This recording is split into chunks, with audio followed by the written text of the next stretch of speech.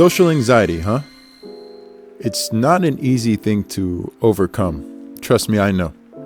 If you ask anyone who's known me for long enough, they'll tell you that I was somebody who quite obviously struggled from social anxiety. And since I've been struggling with it from such a young age, I tried everything that I could find in my power to change it because it was the biggest hindrance on my quality of life. So let's talk about that. I want to tell you about what I went through, what I discovered, and the remedy for this huge inconvenience. And I know what you're going through, and you're going to be okay. Even if you happen to never figure it out, okay? I know that's not what you want, but even then, just know you will be okay. But don't worry, we got this. We will change it, okay? So the goal here today is to get to the root of what's going on and properly heal. And what healing means is that we're not only covering up the symptoms, but we're actually going to be healing the wound. So this is going to be more than just me telling you to do some exposure therapy. Let's relax and let's just delve into it. And while we're at it, why not make some coffee?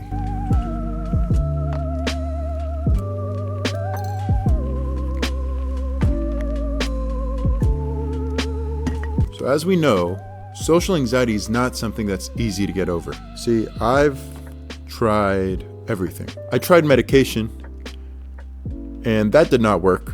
Medication might help you temporarily with symptoms, but it will not get you to resolve your social anxiety completely.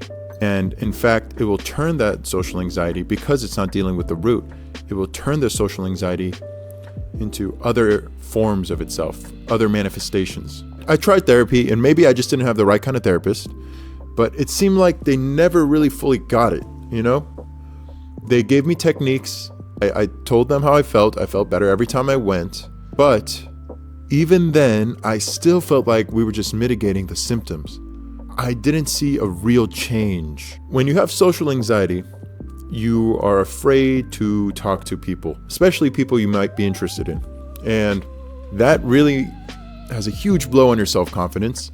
You think maybe you're not even worthy to talk to these people. So one thing a lot of young men fall into, and I was one of them, is game, if you will, or cold approaching, or learning how to chat up people, you know?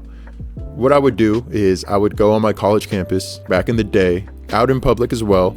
Anytime I was in line, I was on the bus, I was in class, walking through the campus, I would be talking to whoever I could find.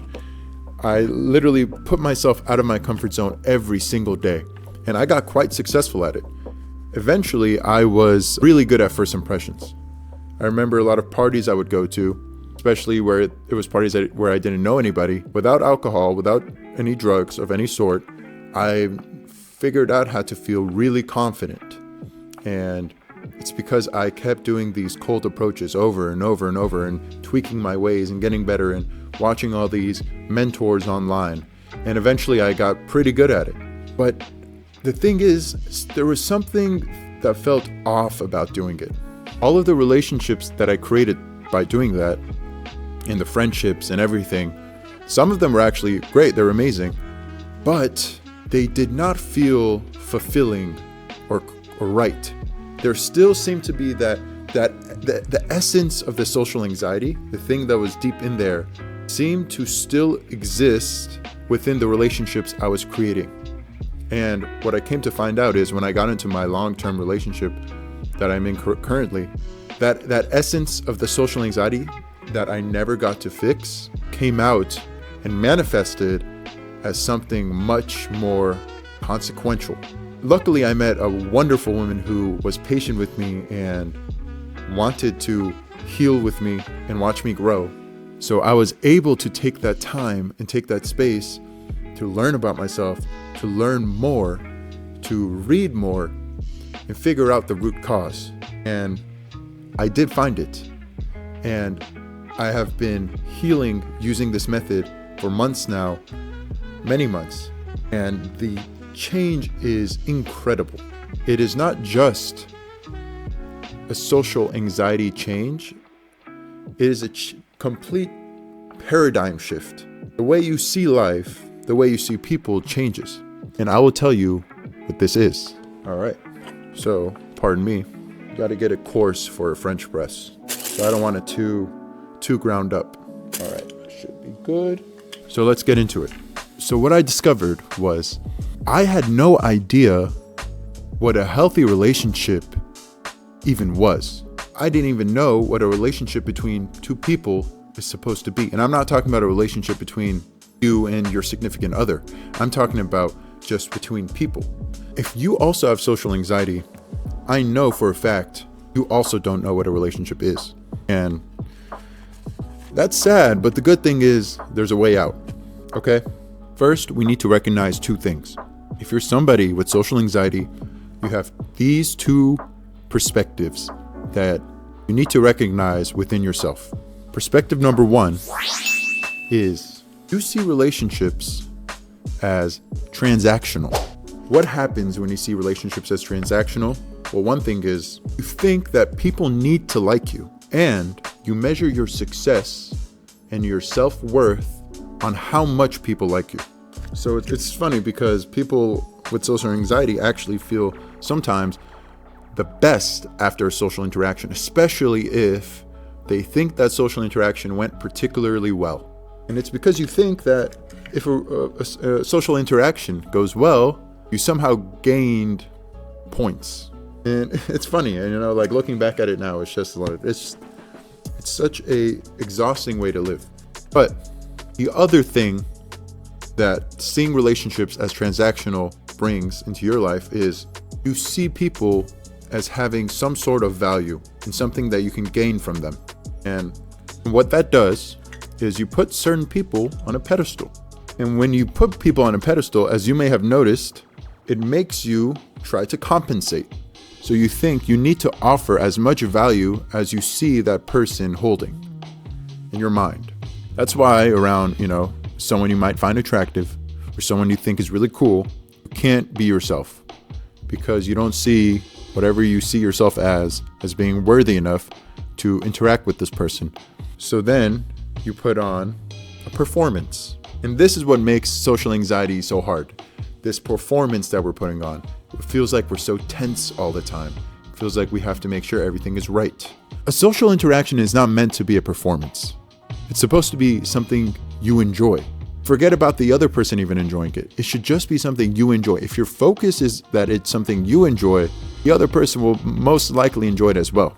Now, there is another perspective that you hold as somebody with social anxiety.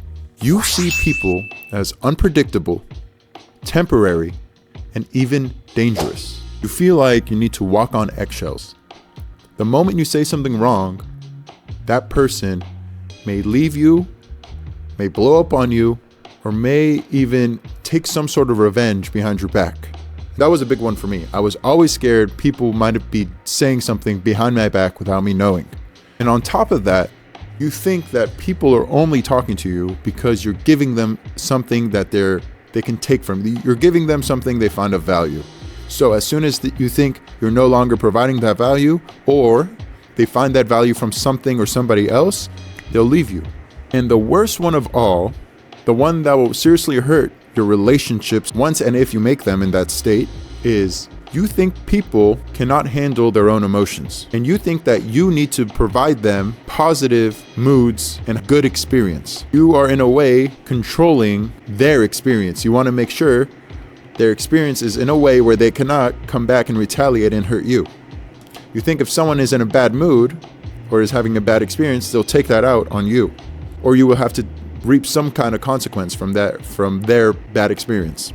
So a lot of people with social anxiety end up trying to always check in on their partners or their friends. They're constantly making sure the other person is okay. And it's exhausting for both people. Now, why are you doing all these things? Why do you have these two perspectives? Why do you have social anxiety? It's because you have an anxious attachment style. You probably heard of this if you've ever taken a psychology class. Someone with an anxious attachment style sees having attachment with people as something that is not reliable or secure. And so, to compensate for that, they constantly check in on people and worry that something will go wrong in the relationship. So in this video, I'm not going to break down what an anxious attachment style is for you, because that is its own separate video, which I will make. But I will tell you how by knowing this information, you can make a change. All you need to know right now is you have an anxious attachment style. And what you want to have is a secure attachment style. So with this information, this is how you're going to heal. There's 2 steps to this. Step number 1 is you're going to learn everything there is to know about anxious attachment. There's nothing wrong with you for having an anxious attachment style. It is a consequence of the environment you grew up in while you were learning how to attach to people. And there's nothing wrong with anxious attachment style either, because in that environment, that is the particular attachment style that is most beneficial for your survival. However, as we grow up and we want to make our own lifestyle, an anxious attachment style, it's not a particularly enjoyable attachment style to have. And so what you want to do is learn how to have secure attachment style, which is the most enjoyable. So do everything you can to learn what an anxious attachment style is. And once you do that, you're now able to recognize it and label it every time you see it. So go on about your day and do those exercises for exposure therapy and get into relationships. But while you're doing that, you will notice thoughts, feelings, and actions that arise from your anxious attachment style, which is not who you are. It's just something you've learned. And because it's something you've learned, you can unlearn it too. Every time those feelings, thoughts, and actions come up, pause, notice them, label them, and then you will go on to step number 2, where you need to learn everything there is to what it's like to be a securely attached person. And what that means is read about it, watch as many videos as you can about it, spend time actually taking it seriously, because that is the kind of person you should want to be. One book that you can get started with is the book called Attached by Amir Levine and Rachel Heller. This book is a great way to introduce yourself and learn almost everything you need to know about your attachment style and securely attached styles too. So then once you've learned everything that you can about being securely attached, you will take that information and replace it with your anxious attached feelings, thoughts, and actions. So when you're watching your anxious thoughts, feelings, and actions, you label them and then make the decision then that I now want to heal and choose to be securely attached, and then just be it. That's really it. It's going to feel unnatural. It's going to feel uncomfortable. It's not going to feel like you, but you are not an attachment style. You are a person that is using an attachment style. You can change the one you're using. Just like when you change anything, at first it's going to be uncomfortable. But the healing happens when you make the choice over and over to make that change. Go out there and do it, because I know you can. And man, it's awesome talking to you. But yeah, I'm going to enjoy this coffee now. I'll see you next time.